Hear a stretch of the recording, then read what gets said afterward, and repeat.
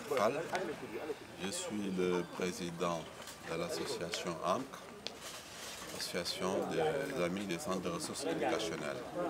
Donc on était là aujourd'hui pour distribuer des attestations des jeunes moniteurs en langue des signes qui ont été formés pendant 6 semaines dans cet endroit. Grâce à l'appui de la Fondation Quimper, représentée par M. Yann de Bosch Quimper, ici présent. Donc nous allons encore mettre sur le terrain une dizaine de moniteurs qui ont été formés pour prendre en charge les enfants sourds-muets.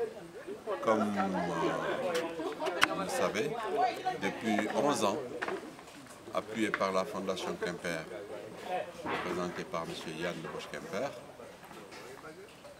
environ 77 moniteurs ont été formés dans cet endroit et plus de 500 enfants alphabétisés.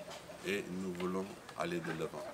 Nous avons un programme pour 1000 enfants à l'horizon 2021 et nous sommes dans cette dynamique-là.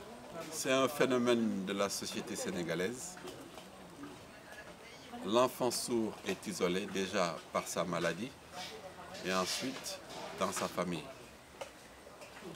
Et plus haut, par la société tout entière et par l'autorité publique. Dans le système éducatif, malgré qu'on dise que 40% du budget de l'État va à l'éducation nationale, vous n'allez pas voir quelque part où ces enfants sont pris en compte. Ça doit nous interpeller tous, dire que ces enfants sont des citoyens comme les autres, avec un handicap sûr, très lourd, mais notre expérience d'une dizaine d'années nous a montré qu'ils peuvent arriver à lire, écrire, calculer, communiquer et apprendre un métier. Nous l'avons fait sur le terrain. Il faut que l'État en soit conscient et qu'on les amène le plus long possible. Pourquoi pas jusqu'à l'université? C'est possible.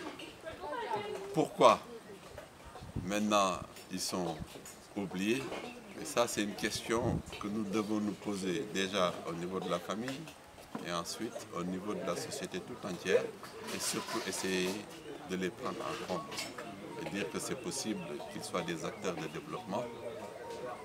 Il ne faut pas laisser les parents qui ont des enfants tout seuls, il ne faut pas laisser ces enfants tout seuls. Heureusement, il y a des bonnes volontés. Comme vous le voyez, M. Yann de Bosch Quimper est conscient de ce problème parce que lui-même, il l'a vécu un peu étant tout petit. Il a eu une maladie qu'on appelle méningite qui lui a privé d'une de ses oreilles.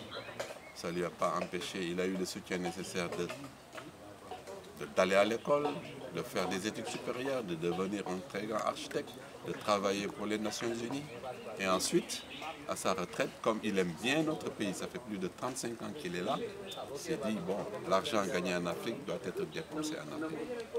Et sa cause, c'est pour une reconnaissance et une prise en charge de l'éducation de ces enfants sourds-muets. Ça fait partie d'une de ses causes.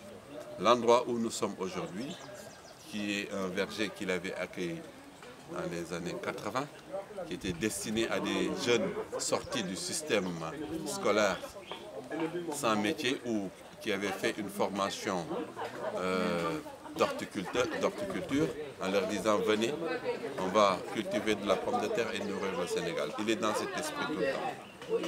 Je pense que moi, personnellement, son ami, il me l'a un peu transmis. Donc on ne peut pas rester les bras croisés quand on a un ami comme ça à côté. Vous savez, il y a plusieurs associations de sourds. Ça veut dire qu'il y a une mésentente au niveau de ce milieu. Pourquoi? Parce que c'est des handicapés. Et quand on dit handicapés, il y en a qui en profitent toujours. L'handicap n'est pas pris en compte par la société tout entière. Il y a toujours des mécènes qui viennent, qui donnent un peu d'argent et cet argent pose problème.